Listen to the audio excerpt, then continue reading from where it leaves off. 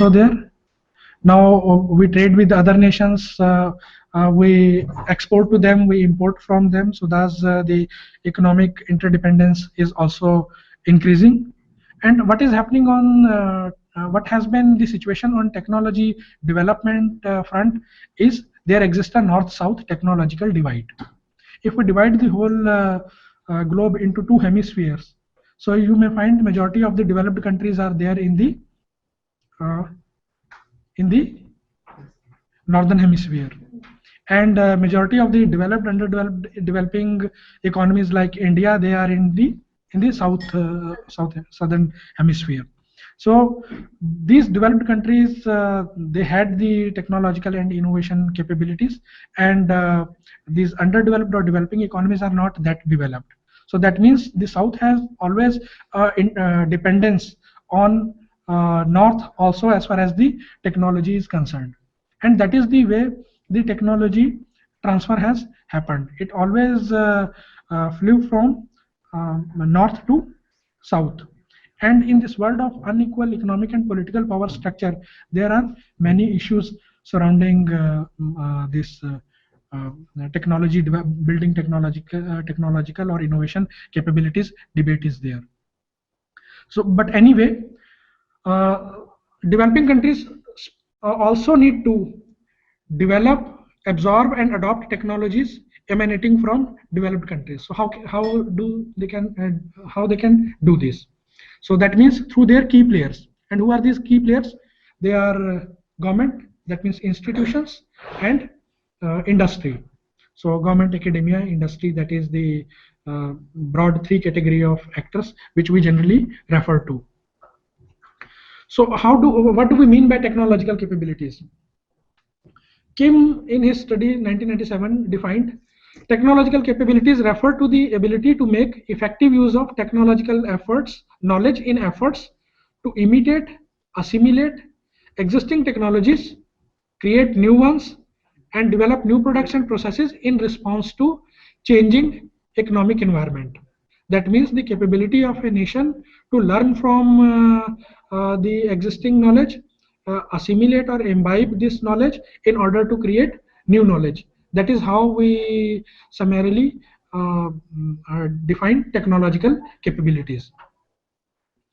So if we look into the capability progression path of economies, this table is based on data provided in World Economic Forum, that is Global Competitiveness Report, Global Competitiveness Report of 2011-12 by World Economic Forum. So the whole progression of economies from one stage to other is divided into these 5 stages. So in stage 1, that is factor driven phase. That means the countries who have not benefited from the diffusion of old technology. There are certain characteristics which are exhibited by the set of countries who fall into this phase, which is called factor driven. We will talk about what are these characteristics in a moment. Let me just explain you this table. What does the numerical values represent over here? So this global competitiveness report is based on the study of total 142 countries across the globe. And then using this categorization, that is factor driven, transition, efficiency driven, then again second phase of transition, and then innovation driven, the 142 countries are divided into these phases. That means 37 countries out of this 142 country are found in exhibit the characteristics of factor driven economy.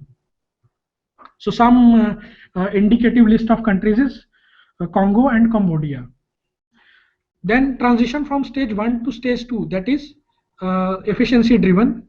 24 countries are classified or categorized into this transition phase. Indicative countries are Pakistan, Senegal, Ghana, Kenya. Stage 2 is the efficiency driven countries. 28 countries including India, South Africa, Thailand, China, Brazil, Zimbabwe are into this category. And then in the second transition, which is from efficiency driven to innovation driven, 18 countries are there. The countries are Spain, Hungary, Hong Kong, Malaysia, Mexico, Argentina. And innovation driven, Finland, United States, Japan, UK, Singapore, Germany are there. So that means the all the 142 countries are divided into these 5 stages. The 3 prominent stages are factor driven, efficiency driven, and innovation driven. So the characteristics of factor driven countries or economies are that in these economies, large parts of population have not benefited from the diffusion of old technology. That is one criteria. Second, output per capita of input is capped by the limitation of the method. That means whatever method techniques which they are employing in different walks of their economy, they are capped by its own limitations. Third is key requirements. What do they require in this stage? Are they require enabling institutions, infrastructure is missing, conducive macroeconomic environment is not there. And the countries which are in transition phase from factor driven to efficiency driven, their characteristics are in this category, our neighbor is also there. So what are the characteristics? The point behind pointing this out was that since we have certain deep understanding about our neighbor, that is Pakistan, what type of economy it is, with all due respects to its citizens, we can try to understand that whether these characteristics are there or not.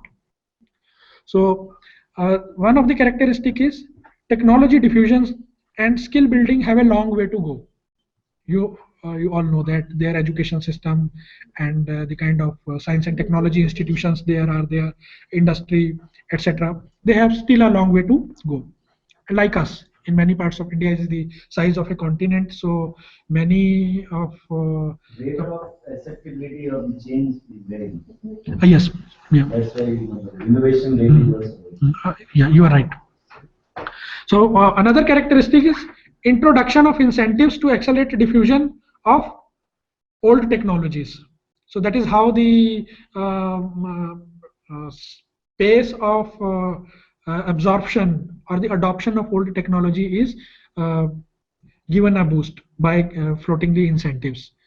Efforts guided by increasing output per capita of input. So that means the efficiency is also one of the core areas. In the second broad category, that is efficiency driven, in which luckily we have found space. So the dynamic, what is happening, the key characteristics are dynamic in the use of new technology. And you can testify this fact that in many of our industrial activities, so we are progressing very fast.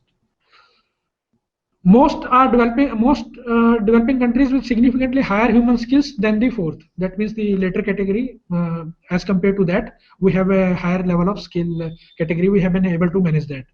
Diffusion of old inventions is slow and incomplete. You know, still we have not achieved the diffusion of all the old good methods, technologies, or innovations, and it is incomplete. For example, you can just think of compare our agriculture sector with the agriculture in developed countries. So we are yet to realize even the full potential of diffusion of old technologies, what to talk about the kind of precision farming which they are doing in the developed countries. So many areas in our country are lagging on that particular front. The key requirements in this phase are efficiency in goods, labor and financial markets, and technological readiness. So that is the requirement. The transition phase from efficiency to innovation driven, the countries, most of these countries have invested in high levels of human skills. Who are these countries, to remind you? Spain, Hungary, Hong Kong, Malaysia, Mexico, Argentina. So many of these countries have important high technology industries and technological hubs. They have already diffused old technologies widely, but innovate little.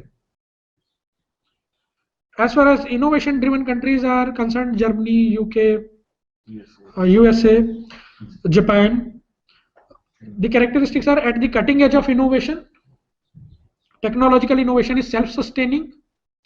These countries have high achievement in technology, creation, diffusion, and skills. So these are the key characteristics exhibited by the countries in each of these three different phases which we have just discussed. So now we will focus on what type of approaches are adopted basically by the countries in one phase to move in the higher stages than the phase in which they are right now. So there are few theoretical frameworks widely used to study this.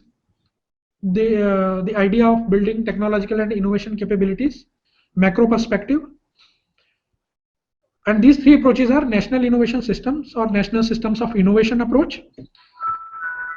Second is triple helix, and third is industrial clusters and R&D networks. So what is national innovation systems? So this concept was developed by Professor B. L. Lindwall, and many subsequent experts have contributed to this stream of knowledge.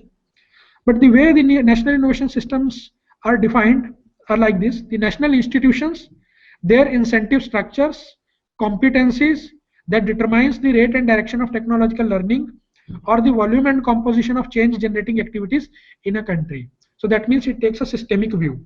That means all the actors in the innovation space, they together make this innovation system.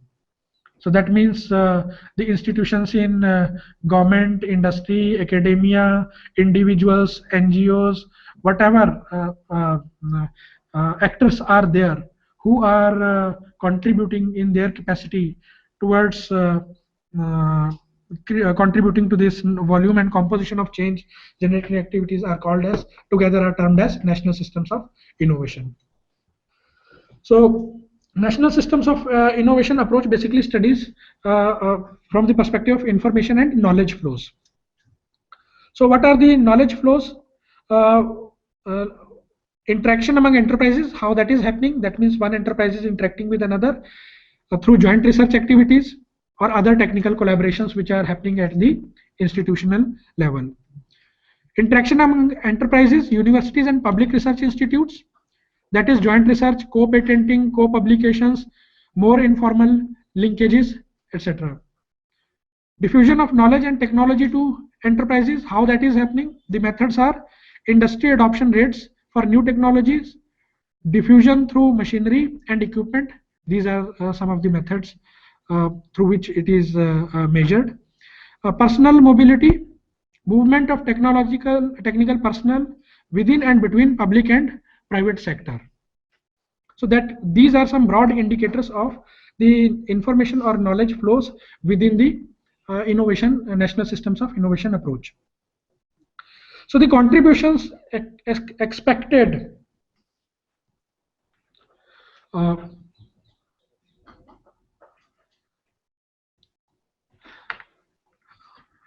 of this national systems of innovation approach are entrepreneurial activities, that if the national system of innovation is I must say is performing at its best, then the outcome of it would be an increase in entrepreneurial activities within the economy.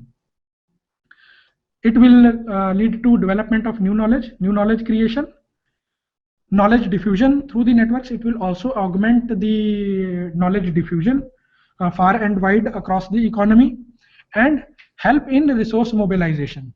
That means in order to achieve higher economic growth or economic development, the actors who are part of this national systems of innovation through their interactions would be able to influence the mobilization of resources towards the achievement of that goal. The second approach towards building towards the study of building technological capabilities is triple helix. Here the actors are rather categorized into three broad categories, and the interaction among them is the focus of study. So who are the actors in a triple helix approach? It is, yeah, industry, academia and government agencies, and the fundamental premise is that firms don't produce innovations in isolation. They don't exist in vacuum, rather they interact with the other players in the system. So it traces the dynamicity inherent to interplay between knowledge intensity, industrial activity and institutional control. So that means there could be different types of configurations within the triple helix. In the first model, it is basically state-led. That means state is taking a decisive role in putting in creating the environment or the system ecosystem in which the academia, industry and state will interact, which is the first model on that side. So a elastic model of university, industry, government relations. And then there is a laissez-faire model also. So laissez-faire is quite a common term for students of economics. The meaning of it is non-intervention of government into economic matters. That means the free market kind of a mechanism. So that is a laissez-faire model of university government interaction is all the actors, they rather act as independent entities, but the interaction or the relationship among them is very strong. So that is another approach for building the technological innovation capabilities is concerned. And the third, the triple helix model of university industry interaction is whereby there is a great deal of interaction and overlap among the activities which these three entities are undertaking. That means state, academia, industry. This triple lateral networks and hybrid organizations exist. That means in this space there are different types of actors or entities. There is a possibility that partnership between state and industry can happen, industry and academia can happen, state and academia can happen, and state, industry and academia together can come together and augment this process of technological development. So the third approach is rather industrial clusters or R&D networks, which is a collaborative networks approach. So technological clusters are regional clusters of firms that have a connection to a common technology. So may work with the same supplier, customers, complements. So here I would just like to remind you about the way or institutions or the actors within our national system of innovation, they are organized and they interact with each other. You know, at the apex level there is a Ministry of Science and Technology, then there is Department of Science and Technology, and then there are many other departments of biotechnology, Department of Atomic Energy, Department of Marine and Oceanographic Studies, and like that. And then, you know, there are university grant, there is University Grants Commission, AICT, so which is governing the academia broadly. But there are some institutions which are under the control of CSIR also, Council for Scientific and Industrial Research are also there. So there are a host of institutions which are there, scattered all across the country and specializing in their respective different domains. And at the same time, we also have this type of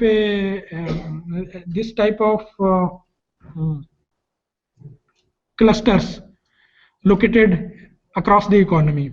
Like, you know, Agra is leather goods kind of a cluster, Jalandhar is sports good cluster, Ambala is surgical instruments, scientific instruments cluster, Amritsar is hosiery cluster, Firozabad is a glass cluster. So like this type of a spatial agglomeration of a particular type of economic activities also exist. So what these technological clusters are, they may work with same suppliers, customers, complements.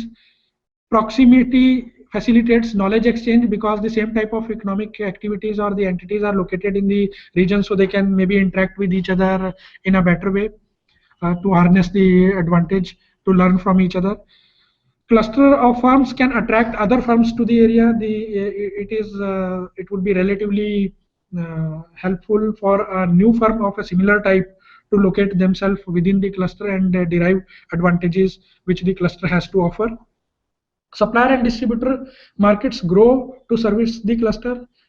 Once a cluster is in place, so the supplier and distributor markets also grow around it in order to service that cluster. So some additional advantages are there. Clusters of firms may make local labor pool more valuable by giving them experience. So like in Ludhiana, hand tools cluster is there. Lots of that type of enterprises are there. So the labor have that type of a skill, and these people, when they move from one organization to other, they uh, uh, bring along with them their skill which is useful. The new organization need not train them from scratch, so that is already with them. Cluster can lead to infrastructure improvements, better roads, utilities, schools, and many other things around it.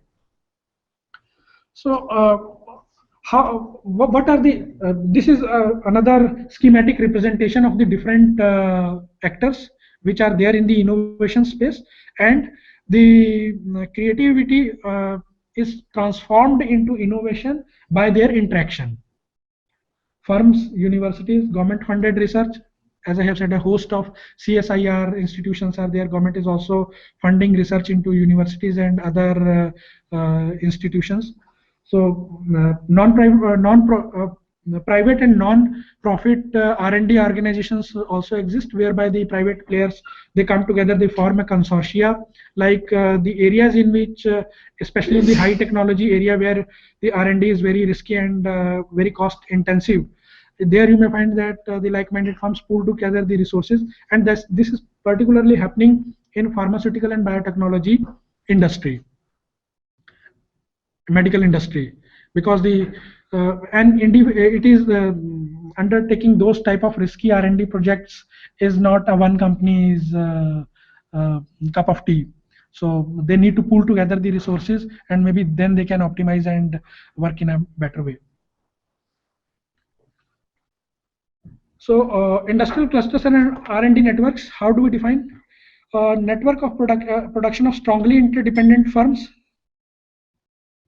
knowledge producing agents, customers linked to each other in a value adding production chain. This is what we have just discussed. So maybe I can just move ahead of it. So the technology acquisition mechanisms are broadly categorized into two categories. One is the market mediated transfer, and the other is non-market mediated transfer. So market mediated transfer is where trade in goods and services. So when one entity interacts with the other through trade, so the technology is transferred. Foreign direct investment is another method whereby the companies, multinational companies, they invest in developing economies, they open up subsidiary, they enter into joint ventures, licensing in, licensing out, strategic alliances, franchisee franchisor model. So the technology, they get exposed to, the developing country firms get exposed to the new technology. So cross-border movement of personnel is also a way for the technology acquisition. So non-market transfer are imitation and reverse engineering. So that means no economic transaction or interaction is happening between the entities. The firms are just trying to imitate the advanced firm and try to reverse engineer the products and copy them. Employee turnover, that means one employee leaving this organization, joining some other organization. So that is another way. Published information, that means information in journals, test data, patent applications is also used in order to acquire the technology. So as far as building technological and innovation capabilities is concerned, there are three broader attributes. One is knowledge capability, attitudinal capability, creative capability. They contribute to innovation capability. So what is knowledge capability? How do this is a theoretical framework, just elaborating that in order to build the innovation capabilities, these three different set of capabilities, that is knowledge capability, attitudinal capability, and creative capability, has to be focused. And then how to build these particular capabilities. Say for example, knowledge capability. So how to develop knowledge capability? Consumer customer knowledge. That means focus on exploratory research to develop a deep understanding of consumer and customer. Diverse workforce, heterogeneity in skills, competences, demographic, educational backgrounds. That is very much common as far as big businesses are concerned. They make cross-cultural R&D teams, so that each member brings along with him or her his contextual information, his skill sets, and thus put together they try to create new knowledge. Networks. Building networks is another way to build the knowledge capabilities, to make investment in R&D, multifaceted development programs. These are some of the ways through which the knowledge capability is built. Attitudinal capability, the idea over here is per se the absence of any of these three capabilities may somewhere hinder the overall goal of developing the innovation capability. So therefore these all should be equally focused. So knowledge and then attitudinal capability, that means openness, awareness, playfulness, and curiosity. So that is the that contributes to attitudinal capability. What is attitudinal capability? A relational asset that acts as an enabler for creating new knowledge in a firm, because this is how the knowledge knowledge sources, they interact with each other. Amardev, can you please get me a glass of water? You know, can you please about it? Yeah.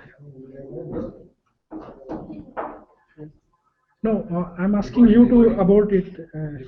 Okay.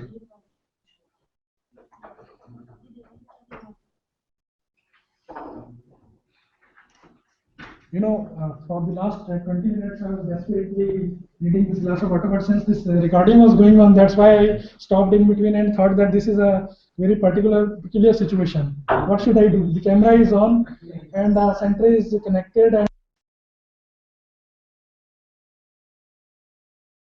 I would go back to this slide once again and would urge all of you to please pay attention to what is written over there, because if I read it out for you, I think that may not go deep, but think about it. Each of the aspects or the attributes which ultimately contributes to building innovation capabilities.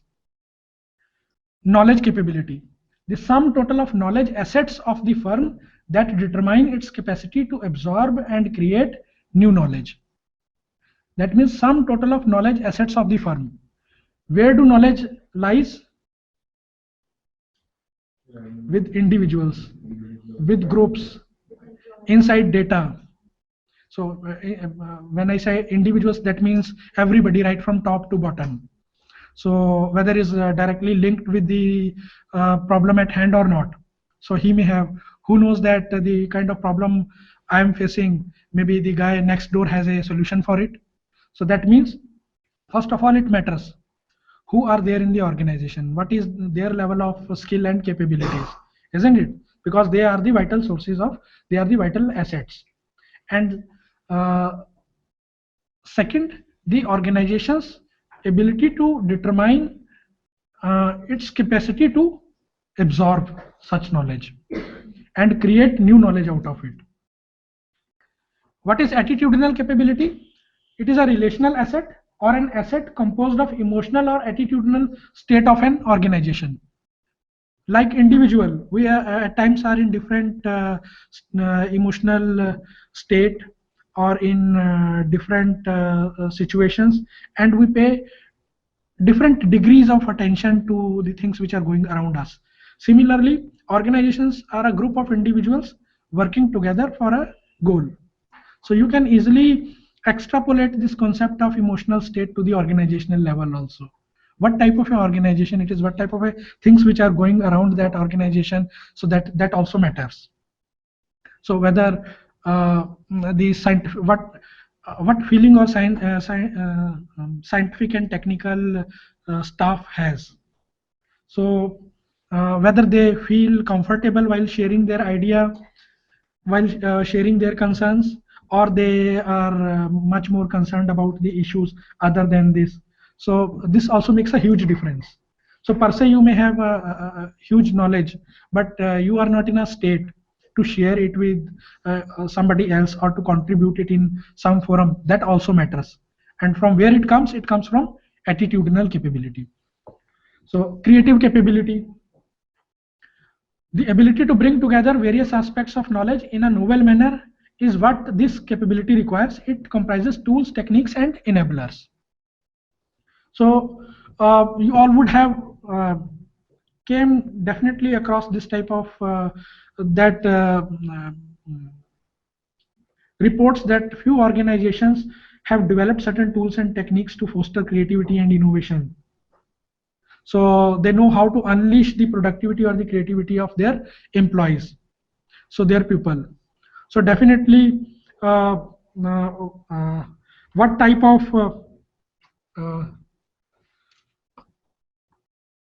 tools, techniques, and enablers an organization can think of in order to harness the capability of its employees. So these together, knowledge, attitudinal, and creative capabilities, they become a decisive contributors to the overall innovation capability. And now let's focus on the individual components of this innovation knowledge capability. Knowing.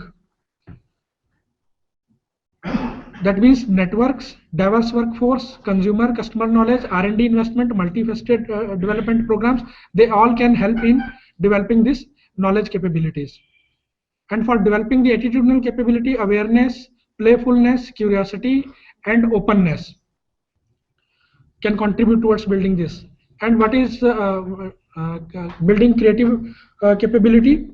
That is techniques, communication, and innovation space. So you all would have got a glimpse of the offices of Orkut, Facebook, and Google. So they are very creative kind of spaces. They don't look like ordinary banks or other offices which we see. Why? Because people feel more comfortable in that. They gel well with their colleagues. They like interacting with others, what are the things they are working on, and the organizations are also coming up with some unique or novel ways to enable this. Like a few organizations are encouraging their students to devote 20 minutes time every day to pursue their own passion and things like that. So while the conventional or the traditional way of management would always ask them to stay focused on what the task has been given to them during the job hours. But you know, everybody cannot be at the same level of efficiency. Even if you do your sit on your chair from 9 to 5, so maybe you need sometimes to do some time to do your personal stuff, the things which you appreciate, or the things which are urgent. Only then you can unleash best out of you. So that was all from the perspective of a macro perspective. That means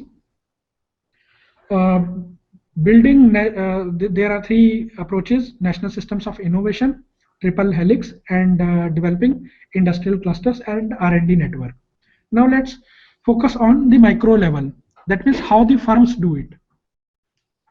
So research and development by the firms, generally it is science push or demand pull, but now we are talking about open source innovation.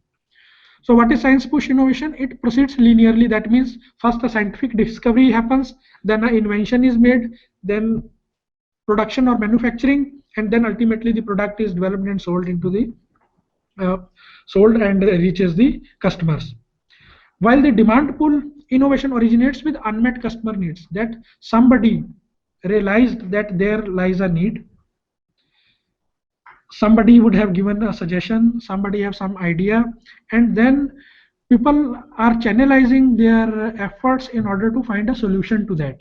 That means first you have realized that there is an unmet need, and then the solution is invented, and then it is manufactured and it reaches. That means the idea of innovation flows from customer to the firm. So most current research argues that innovation is not so simple and may originate from a variety of sources and follow a variety of paths. So though I have talked about this science push and demand pull innovation, but all of us know that it is not that simple. So innovation can happen in so many different ways. So this is just some initial frameworks in order to understand what are the broad approaches towards it. And open source innovation nowadays everybody is talking about, and businesses are also appreciating and encouraging this. There could be multiple sources. So anybody can contribute, come up with that idea on around which could be valuable, on which profitable business can be built upon. So it could come from your partners, business partners, from your customers, from your competitors also, from somebody out there. That means the companies are posting the kind of challenges which they are facing as far as their products and processes are concerned on their websites. They have created specific web pages devoted to this, and then they are reaching out to the wider audience, and maybe some kid scanning through these pages have some novel idea, or some individual has some solution. So thus it hardly matters from where it originates. The idea in open source innovation is to take this innovation activity out of the four walls of the business, four walls of the organization, and seeking the solution for it in the wider society.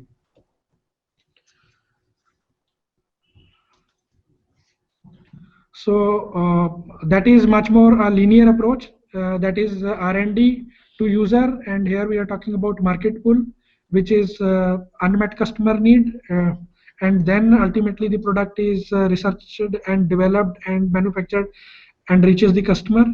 But there is an interactive model of innovation also. That means this is a positive feedback loop. That means at each stage is informed by the other, what is happening in the other spheres. That is linearly it is idea to R&D, manufacturing, marketing, and commercial product. But at the same time, needs in society and the marketplace, they are also giving some sort of a feedback to the manufacturing and marketing, and whatever the developments which are happening in academia, in R&D organizations, or other works, other spheres in society, some science and technology developments are happening. They are also exerting their influence in this innovation line. So let me just consider this thing. The other points I have in a way covered, so that's why I would not like to dwell on this, but rather I would urge all of you to focus on this particular schema. On x-axis it is the spectrum of design activities, and on y-axis it is knowledge inputs leading to product developments. Consider these things. In order to develop a new product, there are three important aspects: engineering, product, and fashion. So that means mechanical, there are different disciplines within. Somebody was telling that, and I 101% agree with him, that it is just for the sake of convenience that we have segregated the body of knowledge into watertight compartments like physics, chemistry, chemical engineering, civil engineering, aeronautics engineering, biology, sociology, economics, political science. But we have to understand that at the end they all go hand in hand, and that is how we are. So various engineering disciplines, say for example, this is just a example: mechanical, electronics, chemical, manufacturing, product. What we are concerned about: industrial design, outward appearance, how the product would look like, should look like. Say for example, human factors, whether it would be easy to use, or will what type of things we expect from the product. Required quality, it should meet some quality criteria also. And fashion, that is the market and societal changes, that it should make some statement when I use that product. So that type of intangible benefits I am also looking forward when it comes to developing a product. So that means we are talking about interaction between developmental activities and the design environment in which the innovation is happening. So consumer expectations also, whether the consumer would like to use this particular type of a design or not, or what are their expectations. So these are the spectrum of design activities. When we think of designing or developing a new product, we think on these lines: that what is the engineering behind it, what are the product related attributes, and what are the other intangible aspects associated with it. So research, knowledge, and experience built up over time will enable the organization to inform the three areas below. So that means, let me just bring in an example over here. So can you see a difference between the cars developed by different companies? We all very much see them, and we appreciate that how the GM cars are different from Ford, Hyundai, Toyota, isn't it? So that means, think about this: research, knowledge, and experience built up over time will enable the organization to inform the three areas below. That means they all are in the business of producing same type of products, but their respective experiences which they have accumulated in their existence, so they inform them what type of product ultimately they would end up making. Generation is also one of the challenges. Pardon? Frequency of generation of electricity. We are using 60 hertz of electricity. We are using 50 hertz. It is also one of the design challenges in the technology. Oh yeah, there are so many other challenges also. When I want to design some product, I want to see the market in US and other things. Then I have a multi-design. It will be work on the 50 hertz as well as 60 hertz. So they will not accept. That is not comfortable. Exactly. Will be different for every device. And design having the challenge. It should work at this frequency also. The product which we are using in USA, because at the power frequency in US is 60 hertz.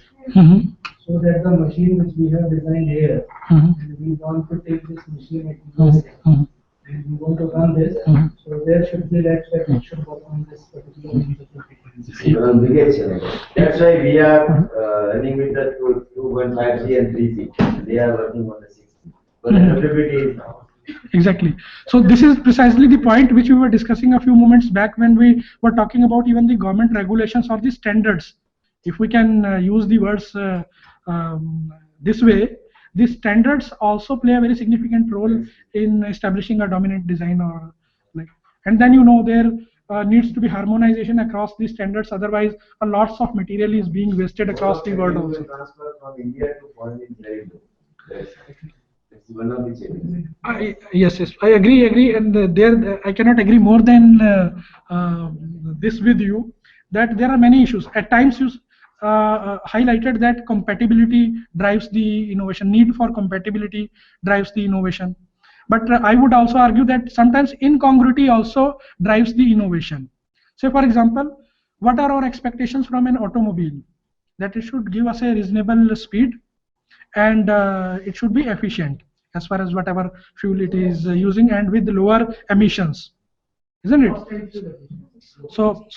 These kind of expectations we have, and then there are certain realizations that fossil fuel technology has limited reservoirs, and that is very precious, so we should not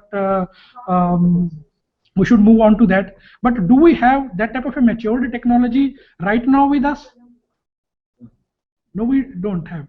So that's why what this incongruity, that means we have certain expectations, but right now the technology which is available is not helping, enabling us in realizing that. So out of this incongruity, mismatch which is there between our availability and our expectation is also leading to innovation. And how it is leading? Hybrid cars, isn't it?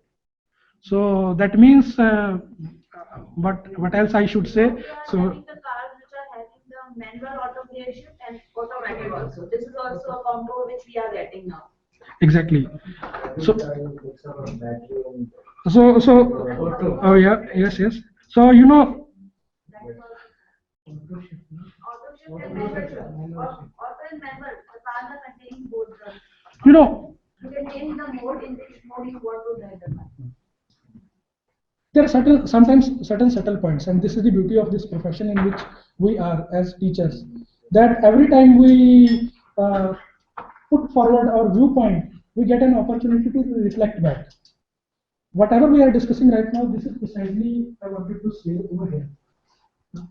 Though we are talking about science push innovation, that means we have this type of a understanding of the knowledge, and therefore the product should be designed this way, right? Or it's a demand pull innovation. But the argument is the innovation is not so simple, and may originate from a variety of sources and follow a variety of paths. And some of the variety of ways and variety of paths we are just discussing. So, so research, knowledge and experience built up over time will enable the organization to inform the three areas below. That is engineering solutions.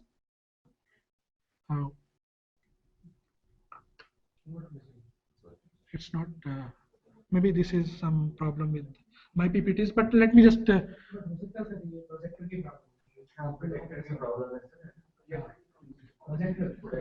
So okay, let me read this stuff for you.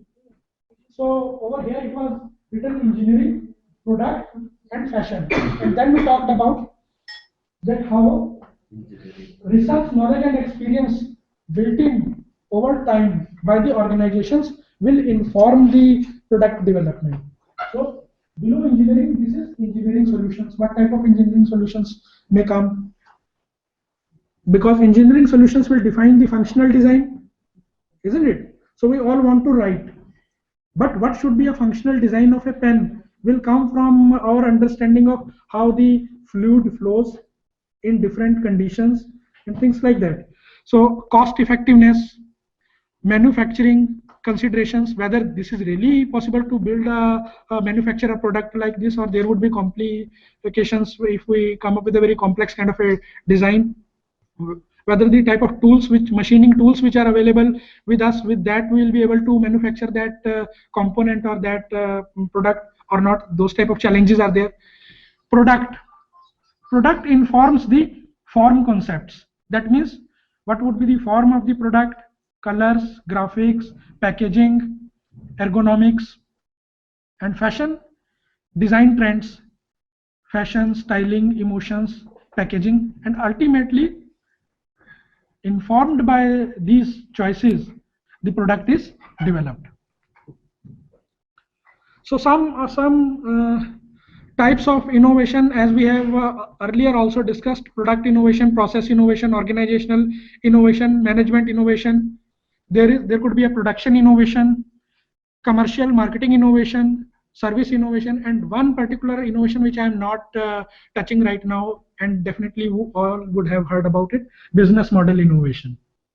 So since our focus is on technological innovation, so I am just keeping that out of the discussion so for the moment.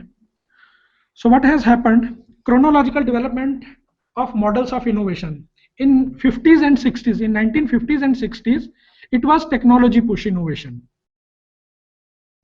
So simple linear sequential processes, emphasis on R&D. That means the companies, if they want to develop new products, they should do more R&D. They should engage more and more in research and development so that they are able to develop new science, and on the basis of that science will enable us to develop new products. So that type of a technology push innovation phase it was. By the 70s, it was market pull innovation. Everybody started talking about consumer is king. So that means we need to understand consumer or the market in a better way. Maybe the type of product, one of the reasons why a product might not be selling into the market, maybe it is not addressing the needs of the customers. So that means what is important, then R&D, investing in R&D on our WIMS and FEMCs is understanding consumer. So simple linear sequential process, again, that means study consumer, what do they want, and then come back to lab, ask the scientist, this is the thing which consumer wants, whether you have the technology or you have some idea how we can develop that product, and develop the product, sell it into the market. Again, a linear process. 1970s, it was dominant design.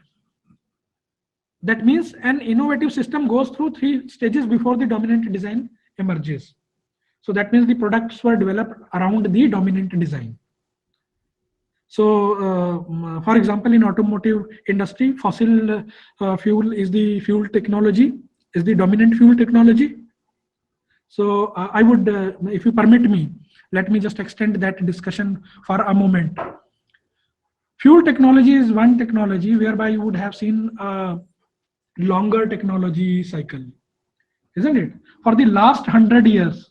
So we are yet to find a substitute for the fossil fuel kind of a technology, isn't it? So is it really that tough? No. So some things are better than said. So there are many factors. So dominant design was the model of innovation. Then in 1980s, it was the coupling model. Coupling model means emphasis on integrating R&D and marketing. It is not a linear, rather equal amount of emphasis on marketing as well as developing the new product. 80s and 90s, it is interactive model. That is combinations of push and pull. That means technology push and market pull. Both types of models were equally used to develop the new products. In 1990s, it is architectural innovation. Recognition of the role of firm embedded knowledge in influencing the innovation. That means the knowledge which is embedded in the firm, embedded in the organization, embedded in its knowledge assets. That is the emphasis, focus becomes on that to harness in order to develop the products.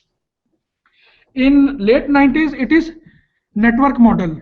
That means emphasis on knowledge accumulation and external linkages. That means interaction with other actors in the innovation space within the framework of national systems of innovation, or regional systems of innovation, or sectoral systems of innovation, with other institutions or the actors in the innovation space. And right now the emphasis is on open innovation. That means basically this particular aspect of innovation was highlighted by Chesser-Burrow in his work, and it emphasizes the further externalization of the innovation process in terms of linkages and knowledge inputs and collaboration to exploit the knowledge outputs. Now, how will you overcome this problem in this mode of interaction? Okay. So some of the, now let me just name few companies and look into what are the explanations for their innovation capabilities. By the way, these are the companies whom we always admire for their innovation, isn't it? So Apple, explanation for its innovation capability is innovative chief executive. So we always attributed all the success to Steve Jobs. And how many of you have heard the name of Steve Wozniak? Steve Wozniak. So that is he's the real guy. I must say he is an equally important guy if we have to talk about Apple. And we talk about Bill Gates. How many of us have heard about this Steve Ballmer? So I think he's, but you know that there is a face, the face of the leadership. So, and one may argue that the Apple right now, is it the same Apple which it was under the leadership of Steve Jobs? So that means innovative chief executive. Yeah, it was the same ideology for which once he was kicked out of his previous organization, and then he created the company which we all admire. Instead, Apple has become a cult among youth. It is a style statement to flash Apple devices, isn't it? So Google, the innovation capability, explanation for innovation capability, scientific freedom for employees. Samsung, speed of product development, the speed with which they introduce product after product and successful product, that is very important. Procter & Gamble, utilization of external sources of technology. Procter & Gamble have really started I must say exploiting or harnessing the open innovation advantage. IBM, share patents with collaborators. BMW, it is the design. Starbucks, in-depth understanding of customers and their cultures. Toyota, close cooperation with suppliers. So you know all the total quality management techniques, just-in-time, Kaizen, etc. They people trace their route back to Toyota. So, and this is what when we talked about once Apple, the Steve Jobs left the organization, and the rise, fall, and the rise of Apple. Launch of Apple 1975, Apple Mac launched, Microsoft launched Windows, Apple refuses to license its. Well, those who are interested in this stuff, I would just recommend you, there are two videos which are available on YouTube, and you can always just watch them. One is $1 billion hippie, Steve Jobs, and the second one is the Pirates of Silicon Valley. There are not many other video or documentaries around Apple and Steve Jobs, but I would just recommend these two because maybe if you analyze, then you get a very comprehensive view about the dynamics of the whole industry. And what were the factors, what type of different leadership styles Bill Gates and Steve Jobs had, and ultimately how this industry evolved.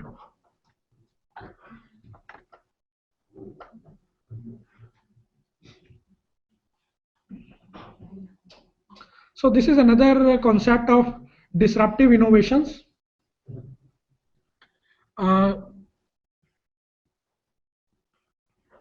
Developed by Professor Clayton M. Christensen, and you can read some of his books, which I consider are very good. Definitely they are. Clayton M. Christensen, Professor Clayton M. Christensen. In the book's name is Clayton, C-L-A-Y-T-O-N, then M. Christensen. Christensen. You just search for Innovator's Dilemma, and you will get his name and other details. Yeah, Innovator's Dilemma.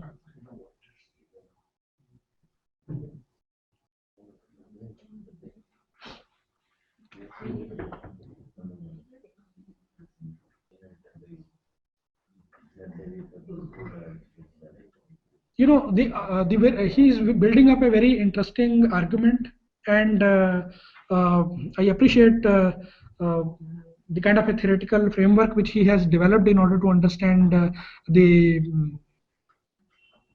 strategic response or theory. That is,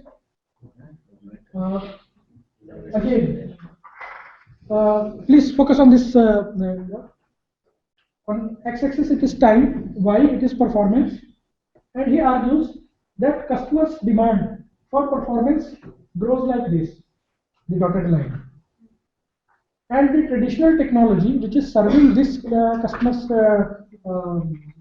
demand, this type of demand, grows like this arrow. But then the disruptive innovation, it grows like exponentially. You just consider the slopes of both these arrows in hard lines, and you know the disruptive innovation rather catches up or outperforms the performance which the traditional technology offers very soon, very rapidly.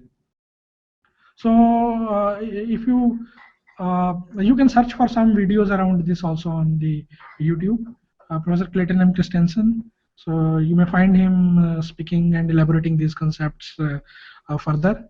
So he is also building a very a good case how you can understand what is going on in the industry. And for example, he conducted his research on the steel mills. And you know there are different types of steel mills. There are huge integrated plants, and then there are mini mills, so which are into rolling and rebar kind of a business. So then you know the customers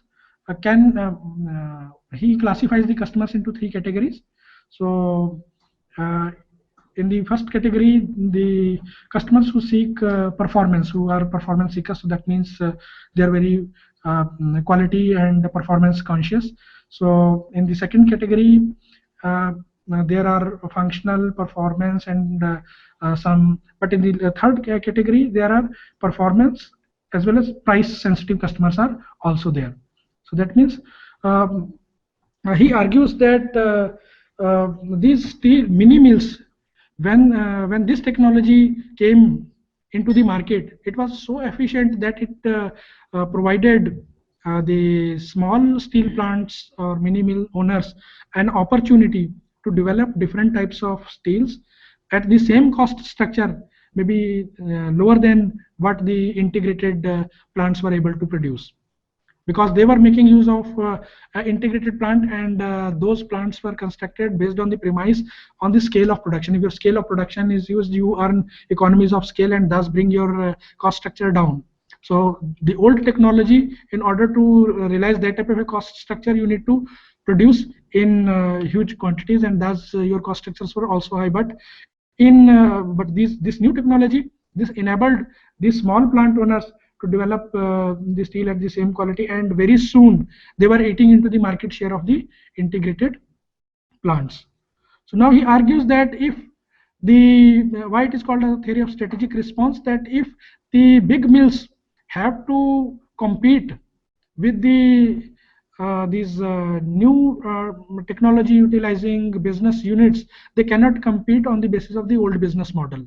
They rather need to create new business units, and altogether based on new premises, and then only they can compete with these new businesses. For example, in automotive industry, we all see the General Motors, BMW, Ford, etc. Don't you think that they always had a capability to they were the established market leaders in respective times, but then Toyota came from nowhere and ultimately is giving a tough competition to them. And now Toyota is also facing the kind of competition from Hyundai. So you know the how Toyota competed with all those techniques, just-in-time inventory, supply chain, robust supplier partnerships, and those kind of concepts. They provided them the same kind of a edge. So this is What I would like to highlight once again, the future of handheld devices will probably incorporate many separate devices. So we are already into it, isn't it? We're talking about device singularity. So that means the convergence of so many different streams of knowledge for the development of a product, which is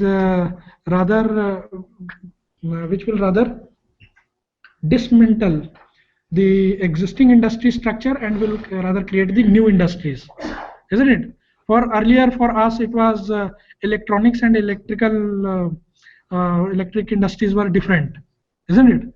But then for us also, media and electronics was a different business. But the way iPod has emerged, I don't think that they could be treated as separate businesses anymore. Rather, they are very much integrated. So that kind of a changes this disruptive technology has the potential to bring into the.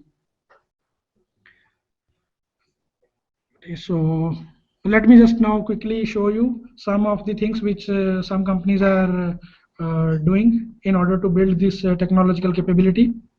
Let us talk about little bit about the open innovation. What is the difference between closed innovation and open innovation?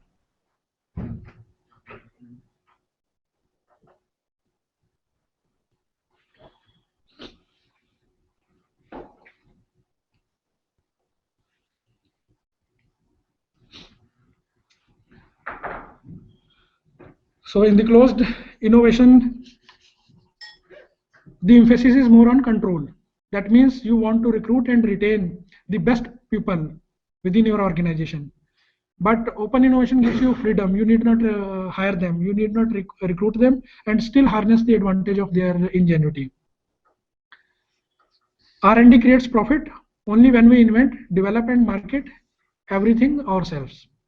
But the logic in open innovation is external R&D can create remarkable value. To employ it, we need absorption capacity, often as internal R&D. That's it. If we develop product ourselves, we will be the first on the market. R&D can create profit even if we do not initialize and perform it ourselves. That means somebody has came up with an idea, you have recognized the worth of it, and then you further build on it. It is not always that you important for you to initiate and perform it yourself. Winner who gets the innovation to the first market, that is the closed innovation. Here, those who will approach with a better business model, they will win. So rest other important points. Closed innovation, mostly internal ideas are appreciated, explored and are further worked upon, while in innovation, open innovation, many external ideas. In closed innovation, low workforce mobility is there, while in open innovation it is high workforce mobility. Low role of venture capital, here the active role of venture capital is there. So these are some of the differences, contrasts in both types of innovation approaches which are there. But by the way, whether it is closed innovation or it comes through open innovation, the innovations need to be protected. Creating innovations is important. Harnessing and managing is equally, I would say, that more important. So that means creating, harnessing and managing IP. Why it is important? Consider some facts. 70 to 90% of the market value of publicly traded companies is attributed to intellectual property. Companies with comprehensive intellectual property portfolios outperform other companies. So that means companies need to keep track of the extent and the quality of IP they have. They should manage it properly.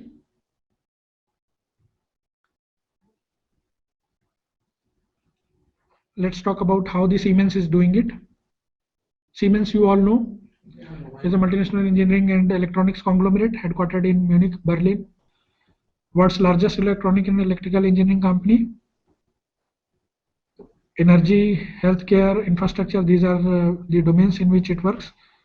So what Siemens is doing is, huge investment in R&D, equivalent to 5.3% of revenues.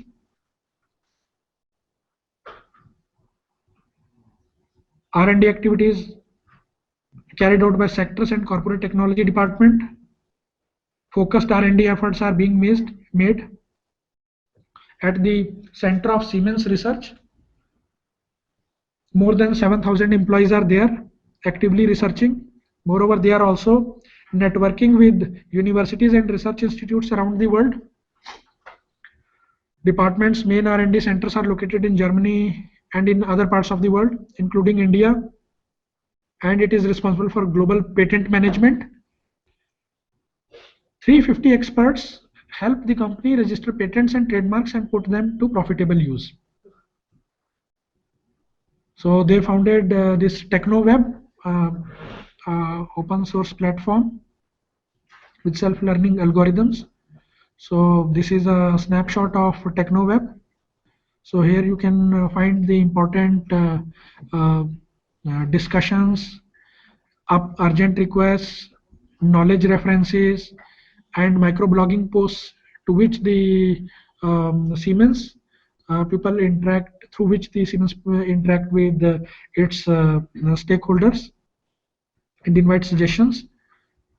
So it has developed some tools like Technology Atlas, Sustainability Idea Contest, Global 8-Week Platform, Star Rating Principle, in order to capitalize on.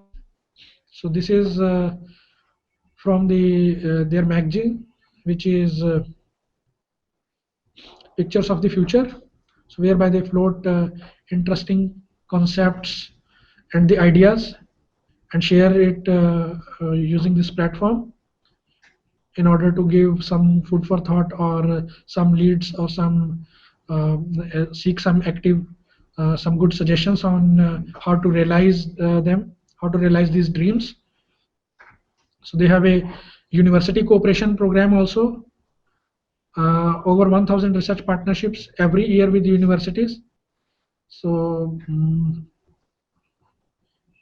in fiscal year 2012, Siemens employees reported 8,900 inventions within the company itself, and approximately 4,600 initial patent applications were submitted. So this is very important. How do they, how effective they are, and what is their idea about the importance of intellectual property management can be assessed from the fact that each inventor at Siemens is supported by a patent attorney. So each inventor at Siemens is supported by a patent attorney who has experience in the same field. And as soon as a developer reports an invention, patent attorney searches the databases of the world's patent offices to determine whether anyone else on our interconnected planet has already had the same idea. If not, go ahead with the patent. So that is the type of importance they attach to the intellectual property. We in India talk about being a knowledge economy, but I would say that we are far away from it. So we may have a huge knowledge reservoirs, but we are yet to capitalize this. And as far as our IP awareness, what to talk about IP management is concerned, that is very primitive. So how many organizations which we have interacted in our life, we find this type of a capability or this type of a active support structure is there in order to promote the technology and innovation capabilities. Not in many of our institutions we would say that this type of support is available. So another corporation is Xerox. Why Xerox is important? Because in one of these slides which I skipped, that IP is important, but it can lead to risk if it is mismanaged. And why Xerox is important in that context? Because many of the technologies developed largely by their innovation lab, which is known as PARC, were ignored by the Xerox itself.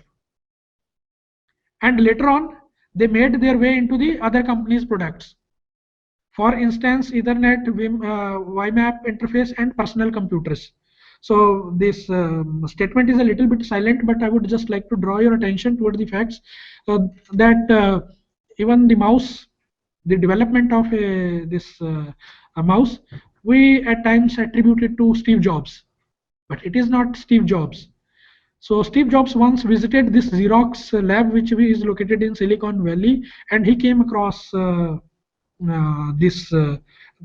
sort of, he got some pointers about that this type of a device can be developed, but he was the smart enough, and there all credit goes to Steve Jobs because he could sense it. Innovator has that type of a insight that he can make use of which interests which comes across. Yeah. NLP.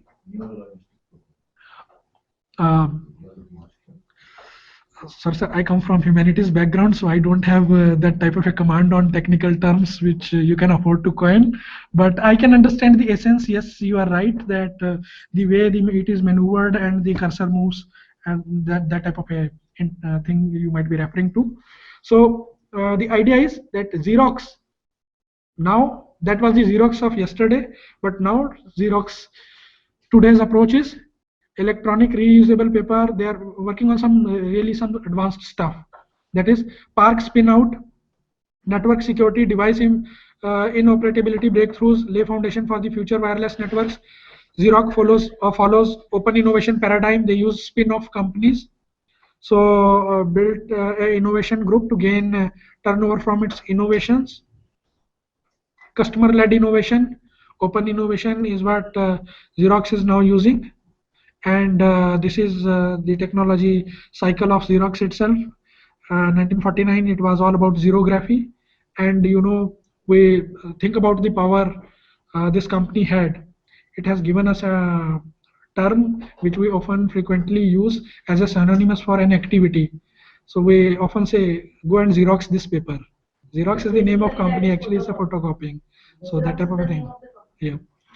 So laser printing, faxing, Ethernet, color copying, printing, production, publishing, digital technologies, they all are there, and knowledge intensive solutions and services is the way they are progressing ahead. Then there is another company, Dyson. So Dyson is known for its vacuum cleaner range of vacuum cleaners which it has developed. It's a very innovative company established by James Dyson, and he himself has instituted a James Dyson Award for an international design. It's an international design award. So what it is, no aspect of a product is safe from copying without a patent. So what he did, before the first Dyson vacuum cleaner was launched, James Dyson spent 700,000 pounds on worldwide patents to protect his invention. So that type of a importance he attached to his invention or innovation. And at times we may be casually coming across some good idea, but we just casually share it with anyone without bothering that this is our IP and we should protect it. But smart people are really smart in a way. I can say that they make it a point that they won't discuss with you until and unless they make you sign a non-disclosure agreement. Yeah. Sorry.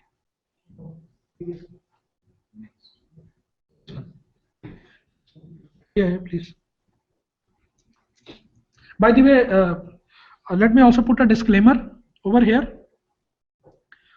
The material which is compiled for this presentation, I have borrowed it from internet, thanks to Google.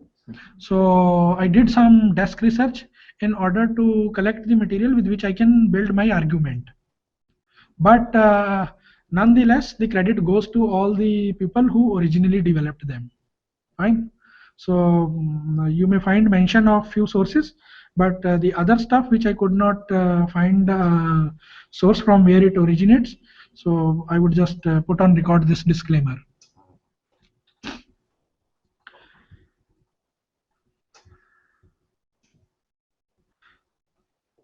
So yeah, that is another mistake which Xerox did, but Dyson was smart. Never ever assign a patent or sell yourself cheaply, because creativity is a rare commodity. Designers are particularly bad at knowing their own worth.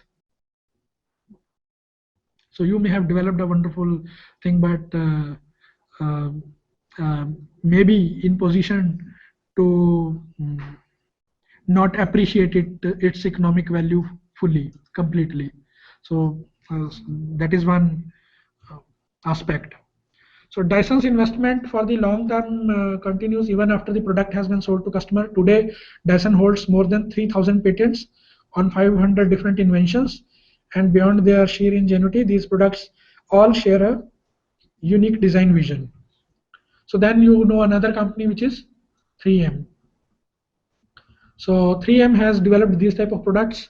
You know the sticky notes, post-it notes. So they were developed by, and many other products which are given over here. So you can search for more information. But the 3M's rules of innovation culture are: set goals for innovation, commit to research and development, inspire entrepreneurship. That means within the organization, people who are very proactive and go beyond their defined role in order to search for, in order to do something in the broader benefits. Facilitate, don't obstruct. And this is one particular aspect associated with innovation we are uncomfortable with. So we want to do innovation, we want to unleash the creativity and innovation, but at the same time, we are control freaks. We want to control everything. Focus on the customer and tolerate failure. So these are bound to happen. So this will happen. So these are some of the insights which I wanted to share with you regarding what the multinational companies are doing as far as their technology strategy is concerned. And in order to put it in perspective, I have also shared with you the macroeconomic perspective with which the public policy is trying, the governments are trying through the instrument of public policy to foster a culture of innovation within the broader framework of national systems of innovation. Thank you very much.